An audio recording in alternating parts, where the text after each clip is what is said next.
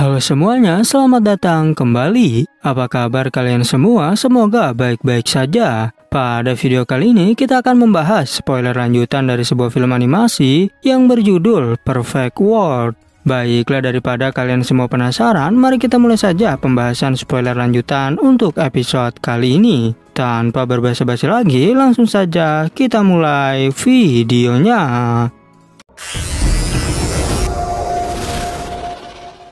Cerita ini berlanjut, kita diperlihatkan si Hao yang bertanya pada orang-orang dari negara api tentang Huoling Er. Tapi sayangnya tak ada satupun dari mereka yang mengenalinya, sehingga si Hao hanya bisa menghela nafas karena ia kecewa sebab tak bisa bertemu dengan teman lama. Tak hanya itu, si Hao juga khawatir dengan Huoling Er dan juga ayahnya. Meskipun tak menemukan informasi tentang mereka, tapi si Hao mendapatkan berita ada pertemuan besar malam ini. Dan pertemuan itu diadakan oleh seorang putri dari klan api di Provinsi Xin, yang akan dihadiri juga oleh berbagai praktisi. Singkat cerita, pada malam harinya, abu vulkanik mewarnai separuh langit dengan warna merah. Sebuah rumah bangsawan menjadi tempat pertemuan besar kali ini, dan para tamu undangan sudah mulai berdatangan. Kemudian, praktisi dan bangsawan dari berbagai provinsi segera menunjukkan dirinya. Satu persatu dari mereka mulai memasuki rumah bangsawan. Begitu pula dengan si Hao yang bisa memasukinya walaupun tak memiliki undangan. Dan rupanya klan api tak berani menyinggung praktisi dari luar provinsi. Saat sudah berkumpul di dalam, si Hao mencium aroma obat yang sangat kuat. Ia segera bergerak maju dan tak berselang lama sampai di ladang obat. Bahkan semua orang terkejut karena banyak sekali obat suci milik klan api.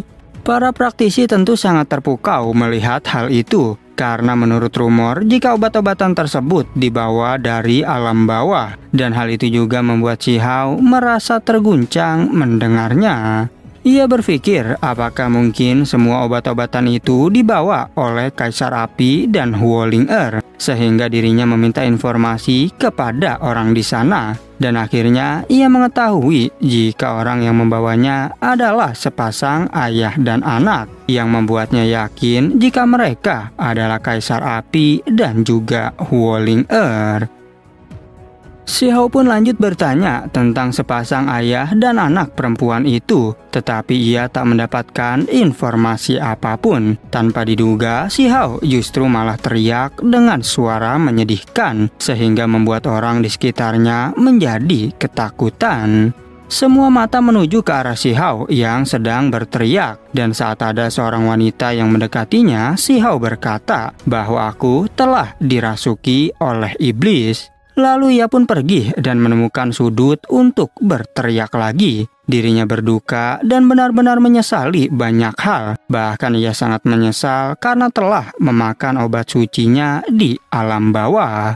Padahal jika obat itu ia bawa ke alam atas dan dipelihara, maka ia akan menjadi obat suci yang sangat hebat. Sehingga ini merupakan kerugian yang begitu besar.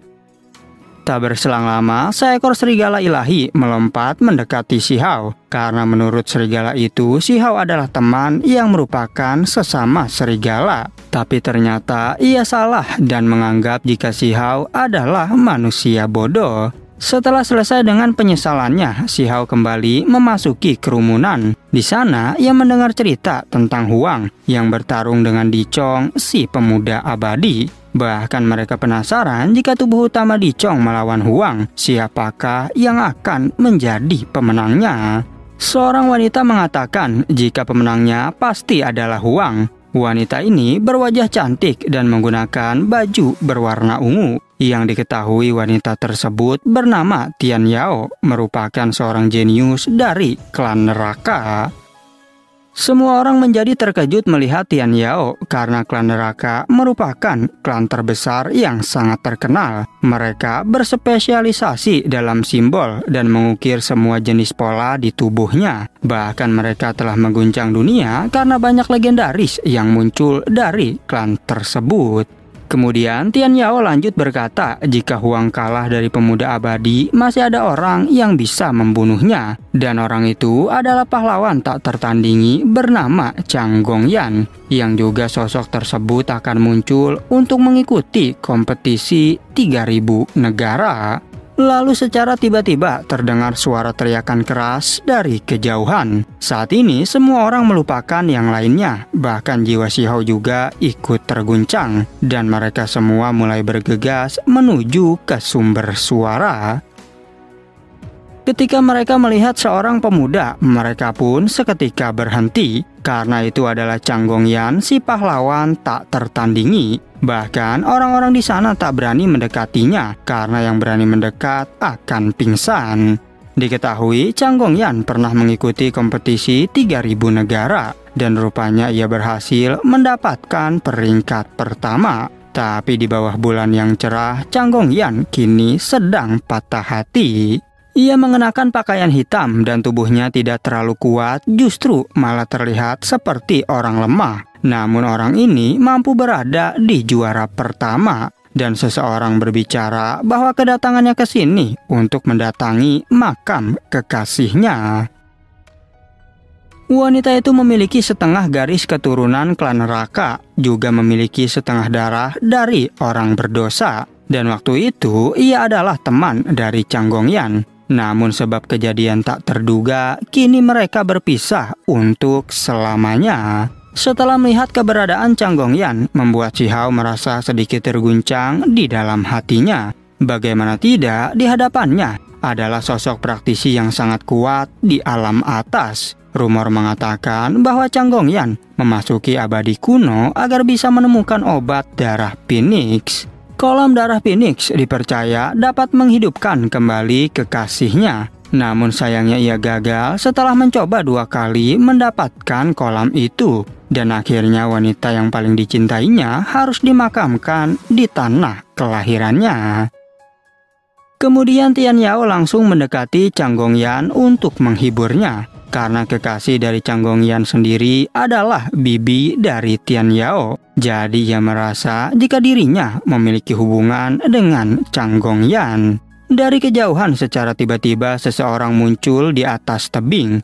Dia merupakan seorang pria dengan pakaian emas yang bersinar. Dan dirinya langsung menantang Chang Gongyan untuk bertarung dengannya. Diketahui pria itu bernama Gu Jianyun yang merupakan orang aneh kuno. Dan rupanya ia juga sudah lebih dari sekali mengikuti kompetisi 3000 negara. Bahkan dia sengaja menekan kultivasinya untuk tetap bisa mengikuti kompetisi.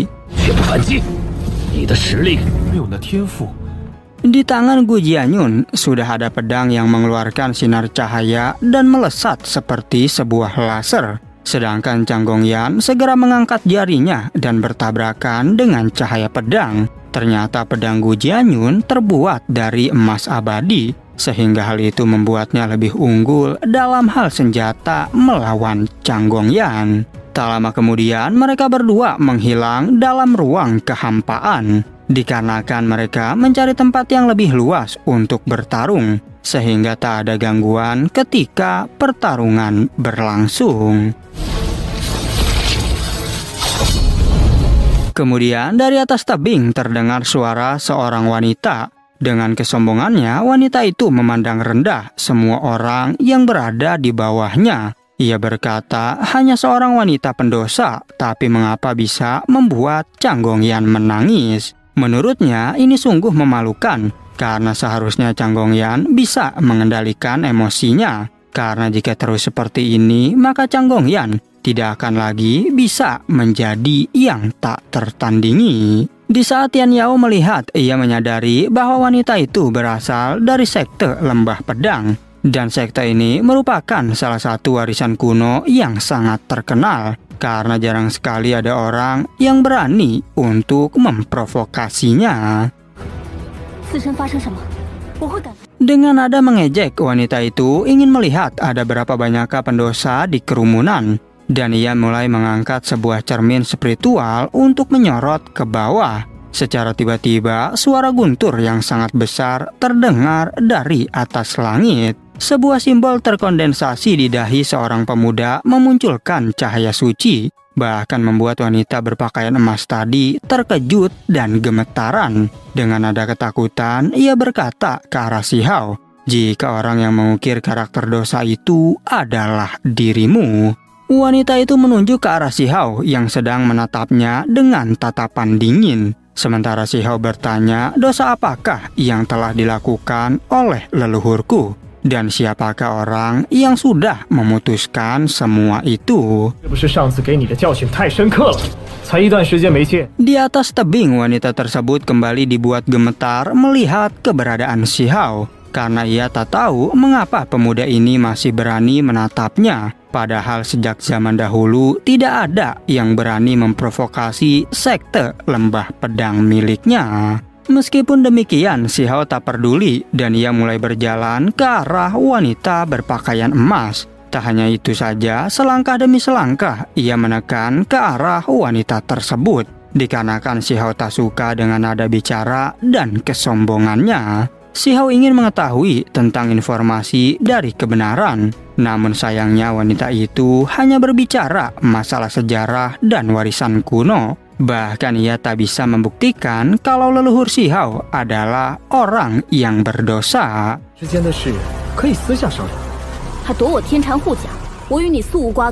Kemudian Si Hao pun mendekat ke tebing sambil memunculkan karakter dosa ke atas langit. Kini tubuhnya bersinar dan dahinya juga semakin bercahaya, sehingga karakter dosa memenuhi langit dengan aura yang misterius.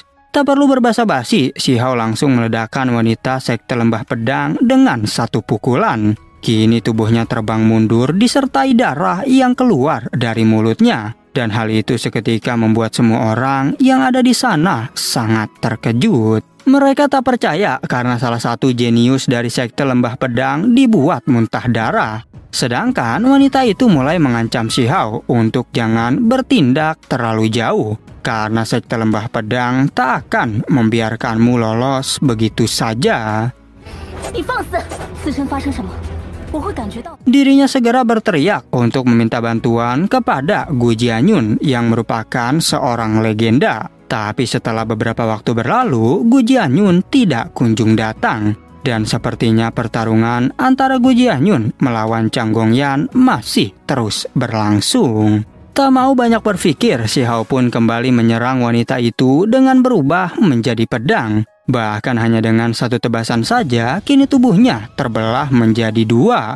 Sehingga hal itu membuat semua orang terkejut bukan main. Mereka tak percaya karena pewaris lembah pedang dibunuh oleh seorang pendosa. Dan hal ini pasti akan menjadi sebuah berita yang sangat besar. Namun Si Hao sendiri tetap tak merasa gentar kepada sekte lembah pedang.